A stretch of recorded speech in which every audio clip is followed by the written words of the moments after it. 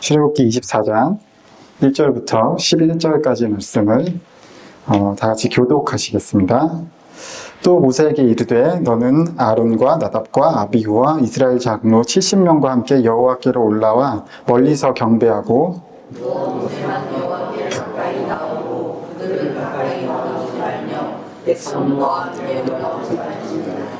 모세가 와서 여호와의 모든 말씀과 그의 모든 율례를 백성에게 전하매 그들이 한 소리로 응답하여 이르되 여호와께서 말씀하신 모든 것을 우리가 준행하리이다.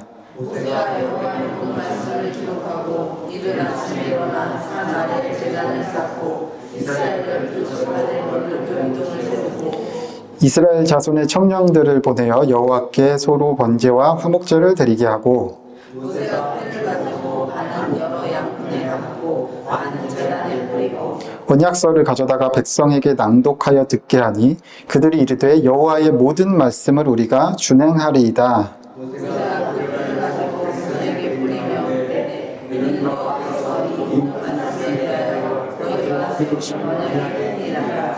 모세와 아론과 나답과 아비후와 이스라엘 장로 70인이 올라가서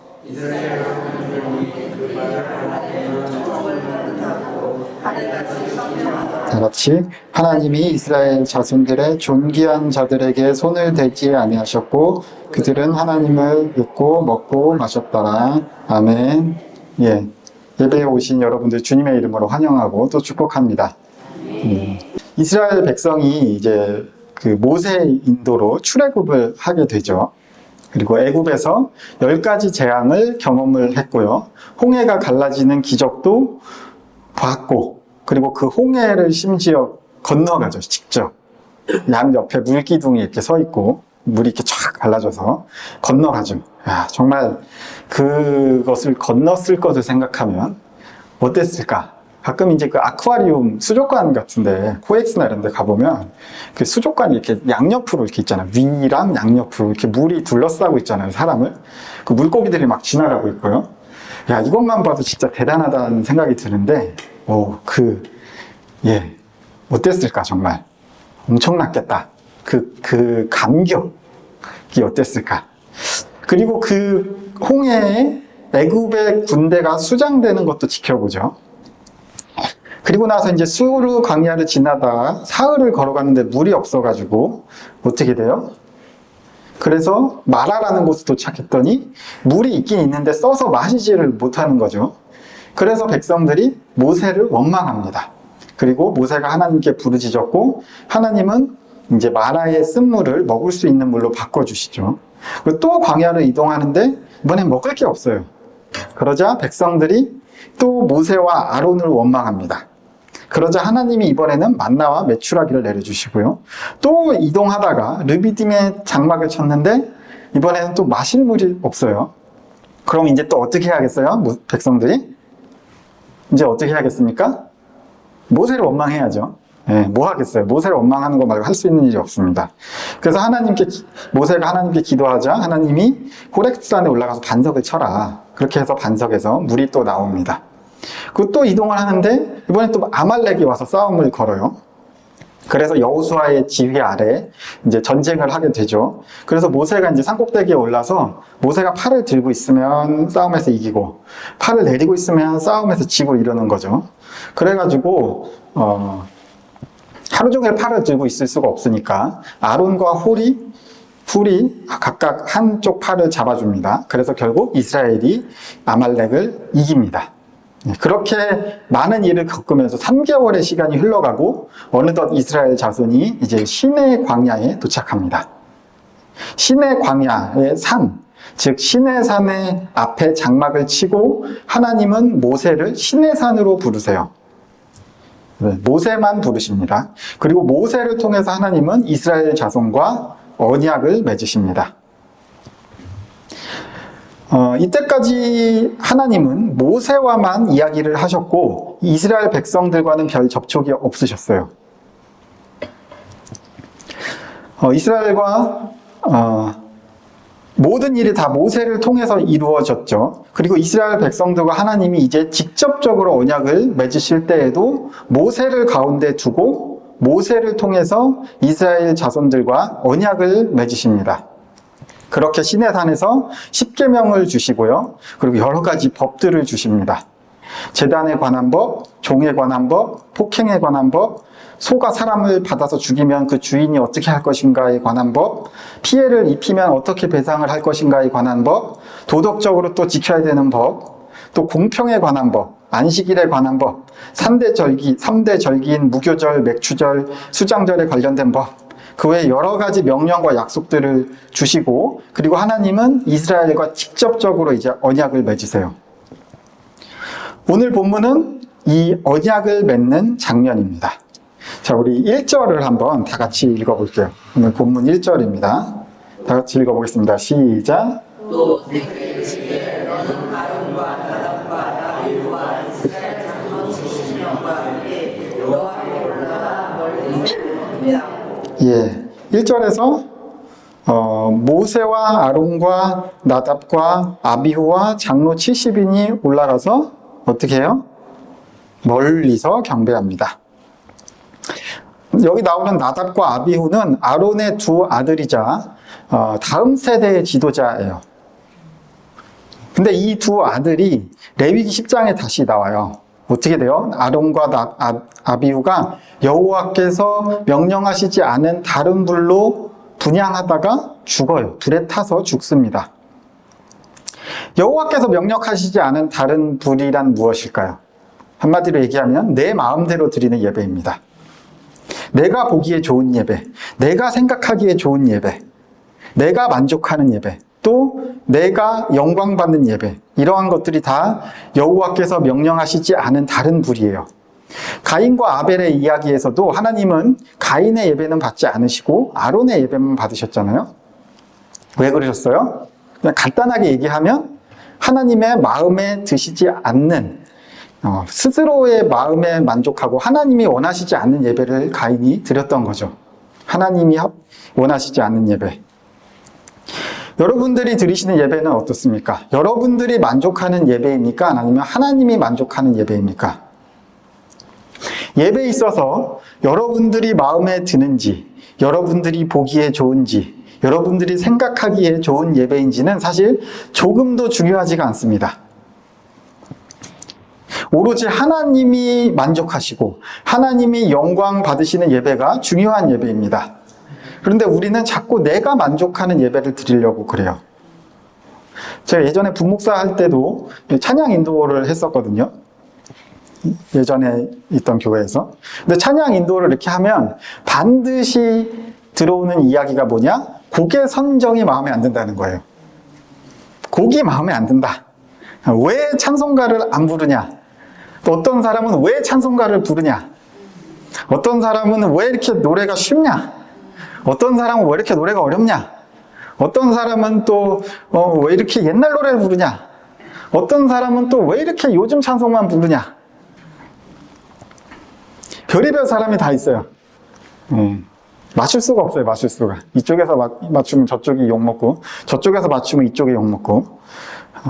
예배 순서를 가지고도 사실 말들이 많습니다. 광고가 뭐 예배 중간에 있냐, 끝나고 있냐, 성가대가 있어야 되냐, 말아야 되냐, 홍콩송을 다 같이 부를 거냐, 특송으로 할 거냐. 순서에 대해서도 늘 이야기가 많습니다. 여러분, 예배라는 것은 예수님이 오신 이후에 사실 그 형태라는 게 늘 변화해 왔습니다. 예수님이 하늘로 올라가시면서 야, 예배는 이렇게 이런 순서로 드려라, 이렇게 말씀을 하시고 가셨으면 참 좋았을 텐데 예수님이 그러지 않으셨다는 말이죠. 그러니까 지역마다, 시대마다, 또 교파마다 예배 형식이 전부 다 달라요. 초기 정말 초대교회 때에는 뭐 형식이라는 게 없어요. 그런 게 뭐 정해진 게 없으니까. 그러니까 또 인원이 많은 것도 아니죠. 많아봤자 우리 교회 정도 인원이 모여 있었을 거예요. 그러면 어떻게 해요? 시간이 되면 누군가의 집으로 모이는 거죠, 이제. 집에 모여가지고 어떻게 해요? 자기가 먹을 것을 자기가 싸웁니다. 각자 집에서. 그래가지고 그 싸온 것을 먹어요. 같이 그냥 먹습니다. 먹으면서 그냥 자기 삶을 나누기도 하고, 예수님이 생전에 하셨던 말씀이 이런 말씀이 있었어 라고 하기도 하고, 사도들이 이런 말을 했어, 또는 사도들이 직접 나와서 이러한 예수님에 관련된 이야기를 해주기도 하고, 또는 사도들이나 바울 선생님이 쓴 글, 편지들이 또 많잖아요. 이러한 편지들을 이렇게 낭독합니다. 먹으면서 그냥 하는 거예요. 먹으면서. 그냥 그러면 그게 예배였어요. 지금도 미국에 가보면 어떤 교회는 밥을 먹는 교회가 있어요. 예배 시간에. 저 뒤에다가 이렇게 차려놓고 실제로 식사를 하면서 막 예배를 하는 교회도 있고, 그게 초대교회 때 그랬다 이거예요. 그런 게 그냥 예배였고, 또 우리나라에 처음 기독교가 들어왔을 때 어땠겠어요?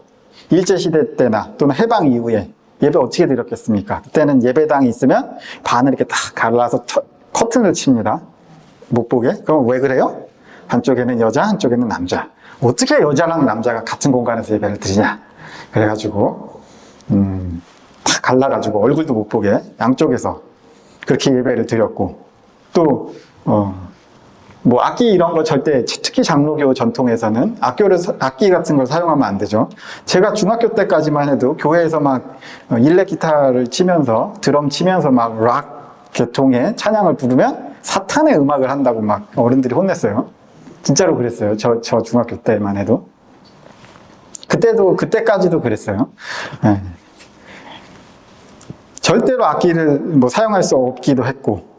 근데 지금은 어때요? 지금은 어떻게 하든 하나라도 더 동원하고 어떻게든 더 화려하게 예배를 드리려고 많이 하죠.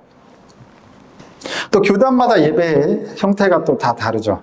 어떤 교회 가면은 어떤 교단에만 일어났다 앉았다를 막 5, 6번씩 하기도 하고, 어떤 교회 가면은 박수도 치면 안 되고, 아직도 소망교회 이런 데 가면 박수 안 쳐요. 아직도 예배 시간에 박수 안 칩니다.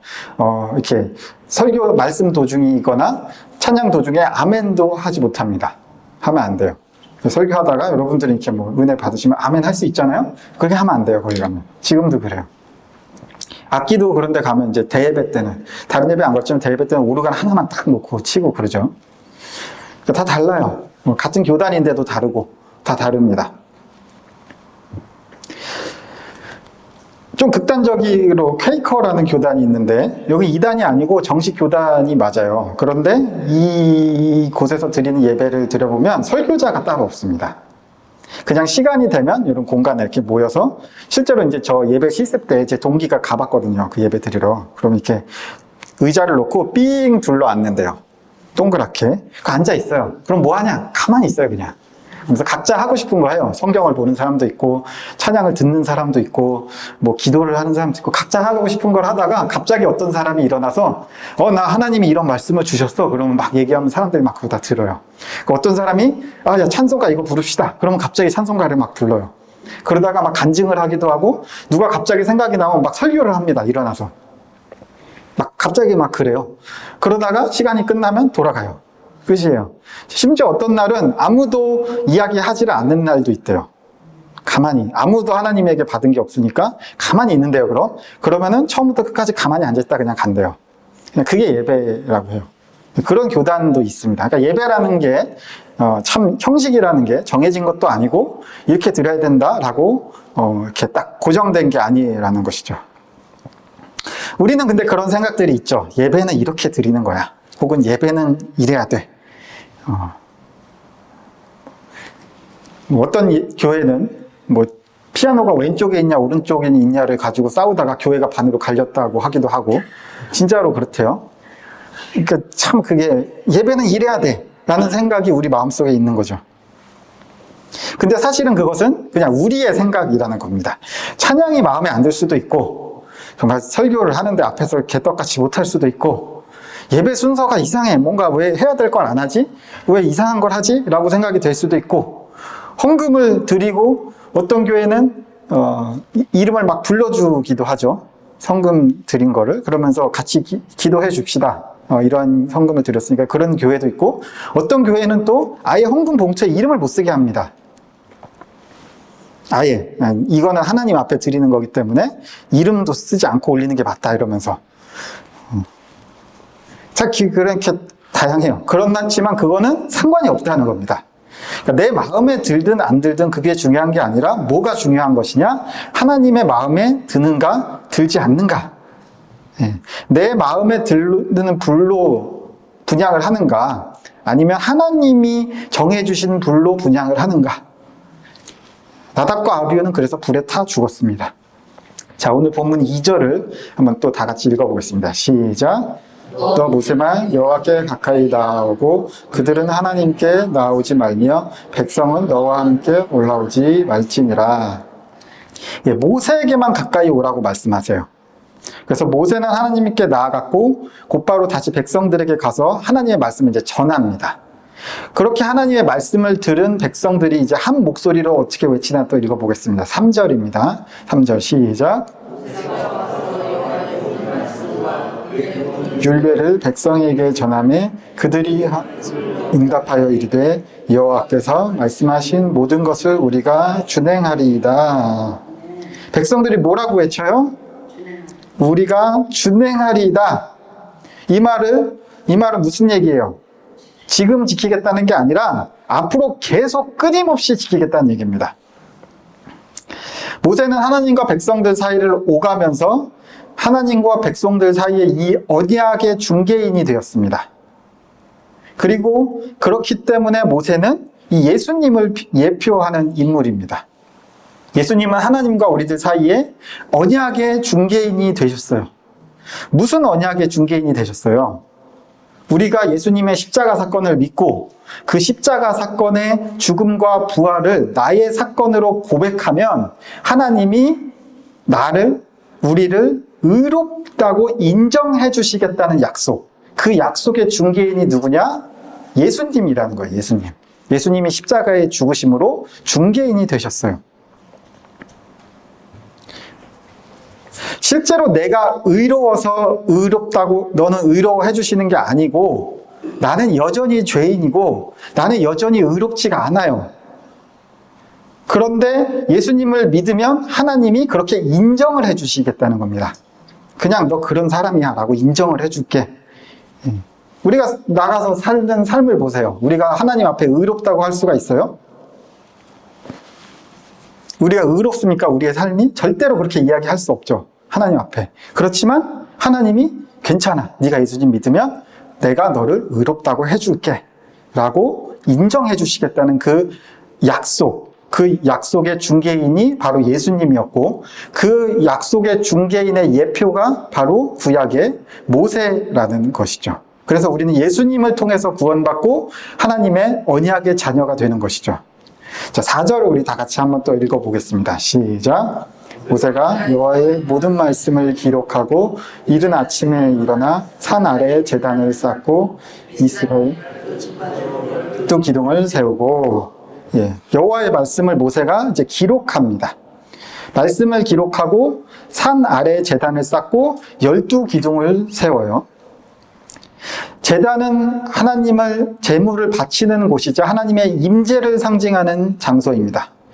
예배는 하나님의 임재를 경험하는 것이죠. 지금 이곳에 하나님이 성령님이 임재하신 줄로 믿습니다. 그리고 기둥은 약속을 상징합니다. 고대 중동 지방에서는 약속의 증표로 기둥을 세웠어요. 그래서 야곱도 하나님과 약속을 하고서는 기둥을 세우는 장면들이 나와요. 자, 이제 5절 또 읽어보겠습니다. 시작. 이스라엘 자손의 청년들을 보내어 여호와께 소로 번제와 화목제를 드리게 하고, 이제 제단에서 번제와 화목제를 드립니다. 번제는 어떻게 드리는 제사입니까? 태우는 제사예요. 완전히 다 태우는 거예요. 그래서 번제는 하나님에 대한 우리의 헌신을 상징합니다. 그리고 화목제는 하나님과 우리 사이에 화목한 교제를 나타냅니다. 그래서 번제와 화목제는 하나님에 대한 완전한 헌신과 하나님과의 교제를 상징합니다. 그리고 예수님이 이 땅에 오셔서 스스로 제물이 되셨죠. 그래서 완전한 번제와 완전한 화목제를 이루셨어요. 그래서 오늘 이야기는 앞으로 오실, 지금 우리로서는 이미 오셔서 십자가에 죽으시고 부활하신 예수님을 보여주는 사건이에요. 6절과 7절도 같이 읽겠습니다. 시작. 모세가 피를 가지고 반은 여러 양푼에 담고 반은 제단에 뿌리고 언약서를 가져다가 백성에게 낭독하여 듣게 하니 그들이 이르되 여호와의 모든 말씀을 우리가 준행하리이다. 아멘. 예, 제물이 흘린 피를 양푼에 담아가지고 반은 제단에 뿌리고요. 그리고 모세가 언약서를 낭독해 듣게 하자 백성들이 뭐라고 또 외쳐요? 준행하겠다. 예, 이렇게 외칩니다. 하나님의 말씀을 듣고 그 반응이 뭐예요? 준행하겠습니다. 예, 원래 하나님의 말씀은 듣는 것입니다. 듣는 것. 자, 8절 또 다 같이 한번 읽겠습니다. 시작. 모세가 그 피를 가지고 백성에게 뿌리며 이르되 이는 여호와께서 이 모든 말씀에 대하여 너희와 세우신 언약의 피니라. 그리고 이제 피를 아까 절반은 제단에 뿌렸잖아요. 그리고 8절에서 보니까 나머지 피를 이제 백성들에게 뿌립니다. 백성들에게 뿌립니다. 여러분들에게 피를 확 뿌리면 어떻겠어요? 성경에서의 피는 생명을 상징해요. 생명. 그리고 언약을 맺고 피를 뿌린다라는 것은 생명의 약속을 의미합니다. 제단은 하나님을 상징하고 백성들은 백성이죠. 그러니까 절반은 하나님 쪽에, 절반은 백성 쪽에. 이게 무슨 얘기예요? 생명의 약속. 어느 한쪽이 약속을 지키지 않으면 죽음으로써 갚아야 한다는 겁니다. 그러면 그 이스라엘 백성들이 오늘 계속 얘기하잖아요. 준행하리이다. 준행하리이다. 아주 목이 터져라 외칩니다. 자, 이렇게 백성들이 목이 터져라 외치고 하나님과의 약속을 잘 지킬까요? 못 지킬까요? 전혀 못 지킵니다. 네, 성경에서 보면 아까도 계속 불평불만이었지만 지금도 보면 뭐예요? 이 앞으로도 보면 계속 불평불만, 또 우상숭배, 계속해서 약속을 지키지 못해요. 하나님은 약속을 지킬지 아셨을까요? 모르셨을까요?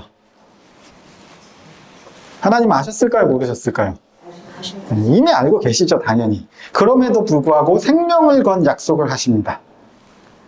왜? 하나님은 이미 알고 계셨기 때문에 약속을 지키지 못하겠구나. 그러면 어느 한쪽에 생명이 사라져야겠구나.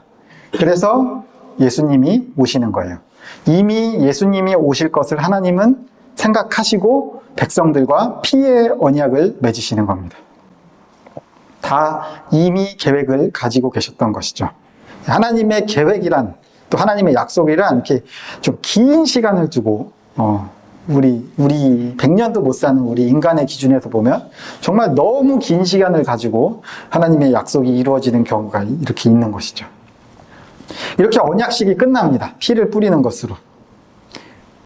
그리고 이제 11절에서 아론과 나답과 아비후가 장로 70인이 하나님을 뵙고 먹고 마십니다. 원래 하나님을 보면 죽어야 되는데 하나님을 뵙고 먹고 마셔요. 그리고 하나님이 죽지 않게 하셨다. 이렇게 나오죠. 하나님을 뵙고 먹고 마시는 곳이 어딜까요? 어딜까요, 여러분? 하나님을 뵙고 먹고 마시는 곳이 어디예요? 교회. 교회도 물론 그렇죠. 궁극적으로 우리가 어디서 진짜 하나님을 뵙고 먹고 마셔요? 그렇죠. 천국이죠, 천국에. 우리 천국에 가면 진짜로 하나님 앞에다 딱 놓고 하나님 보고, 네. 거기서 먹고 마시고, 그렇지 않겠습니까? 아까 얘기했죠? 초대교회 때는 그냥 먹고 마시는 게 예배였다고요. 우리가 천국에 가면 그냥 하나님이 앞에 있고 그 앞에서 먹고 마시고 즐거워하면 그냥 그게 예배예요, 예배. 그게 예배입니다. 우리가 천국에 가서 드리게 될 그 예배. 그 예배가 지금 이곳에 이루어진 겁니다. 그리고 바로 이 자리에도 지금 이루어져야 돼요.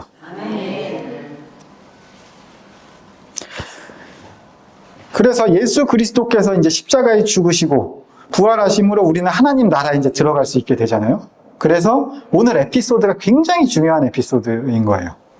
예수님을 통해서 언약을 맺고 구원받고 하나님 나라에 들어가고, 그래서 그곳에서 하나님과 먹고 마시고 하나님을 뵙고 그 예배의 순간들을 다 보여주는 것이죠. 백성들은 목이 터져라 약속했습니다. 준행하리이다. 그러나 지키지 못합니다. 언약이 깨지고 맙니다. 그리고 하나님과 백성들 둘 중 하나는 죽어야 했습니다. 그래서 하나님이 직접 이 땅에 오셔서 십자가에 죽으셨습니다. 예수님이 이 땅에 오셔서 그 언약의 대가를 치르셨어요. 약속이 깨졌고 약속을 깨는 것은 인간이었습니다. 원래대로 하면 인간이 죽어야 돼요. 그런데 하나님이 죽으신 것이죠. 우리가 잘못했는데 하나님이 죽으신 거예요. 왜 그랬을까요? 왜 그럴까요? 그냥 우리가 죽어버리면 되는데, 사실 약속이잖아요, 그게. 그게 약속이잖아요. 근데 왜 하나님은 스스로를 죽이셨을까요? 그 이유는 바로 하나님이 인간을 사랑하시기 때문입니다. 여러분, 이 세상에 관계라는 것은 동등한 관계라는 건 없습니다. 이 세상에 그런 관계는 있을 수가 없어요. 반드시 어느 한쪽이 조금이라도 우위를 점합니다. 우리가 그런 비즈니스적인, 일적인 관계로 만나는 경우는 당연히 갑을 관계가 있다고 하죠. 비즈니스가 아닌 관계에도 마찬가지예요. 설령 친구라고 해도, 또 부모 자식이라고 해도 반드시 누군가는 우위에 있었고 한쪽은 우위에 있지 못해요. 어느 한쪽이 강자고 어느 한쪽이 약자가 됩니다. 둘 다 강자면 관계가 이루어지질 못해요. 그냥 싸웁니다. 싸우고 깨지죠. 반드시 한쪽이 더 강자인 사람이 있어요. 부모 자식 간에도 그렇습니다. 여러분, 부모가 강자입니까? 자식이 강자입니까? 다들 부모 되셔서, 다들 부모 되시다 보니 자식이, 저도 10월을 낳아보니까 이제 알겠어요. 네, 부모가 약자더라고요. 이놈 자식이 한번 울어제끼기 시작하면 방법이 없습니다.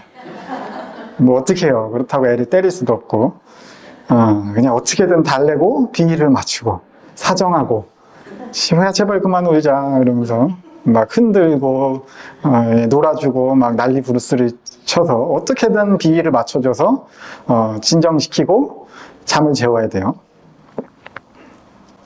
왜 자식이 더 강자예요, 그러면? 부모가 자식을 더 사랑하기 때문입니다. 관계에 있어서 누가 약자가 되느냐? 더 사랑하는 사람이 약자가 됩니다. 우리 그 성경 공부 시간에도 이후배 목사님이 이야기하시죠. 먼저, 말 거는 사람이, 싸우고 먼저 말 거는 사람이 더 사랑하는 사람이다. 더 사랑하는 사람이 약자가 됩니다. 연인 관계에도 그래요. 제 청년들을 보면 반드시 강자가 있고 약자가 있더라고요. 그래서 한쪽은 막 졸졸 따라다니고 막 못하게 뭐 하려고 그러면 못하게 단속하고, 이성을 만나려고 그러면 막 단속하고, 어느 한쪽은 그러면은 야 뭐 그럴 수도 있지 막 그러면서 막 자유로워 막 엄청 쿨해요. 한쪽은 보통 그래요. 한쪽은 엄청 쿨하고 한쪽은 막 엄청 집착해요. 왜 그래요? 네, 물론 너무 이제 집착하다가 관계가 깨지는 경우가 많지만, 그래서 어느 정도 선을 지켜줘야 되지만, 네, 그런 갑을 관계가 여진 관계에도 반드시 형성이 되더라는 것이죠.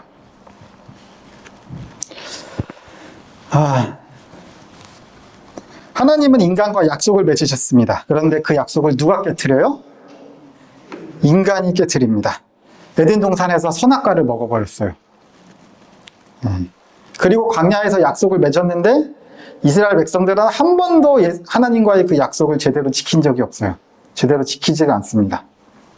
지키는 척만 열심히 하죠. 그 율법을 지키는 거죠, 이제. 지키는 척만 해요. 실제로 그 마음을 들여다보면 지키지 않죠. 우리도 예수님을 믿는다고 하죠.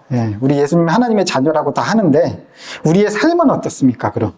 우리의 삶이 하나님이 보시기에 만족스러운 삶일까요? 그렇겠습니까? 우리의 일주일의 삶을 돌아보면 하나님이 보시기에 너무 만족스럽다, 그럴까요? 그렇지 않지만 그럼에도 불구하고 하나님은 우리를 자녀라고 부르시고 우리와 함께 하시고 우리를 의롭다고 인정해 주세요. 왜?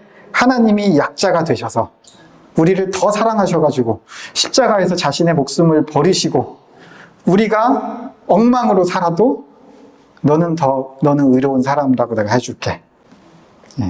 자식이 막 깽판을 치고 망나니가 되어도 여전히 부모에게 자식은 자식인 것이죠. 하나님이 우리를 더 사랑하시기 때문에, 그렇기 때문에 우리를 버리시지 않는 겁니다. 의롭다고 인정해 주시는 거예요. 예수님은 아직 다시 오시지 않으셨고 하나님의 나라가 완전히 이루어지지는 않았습니다.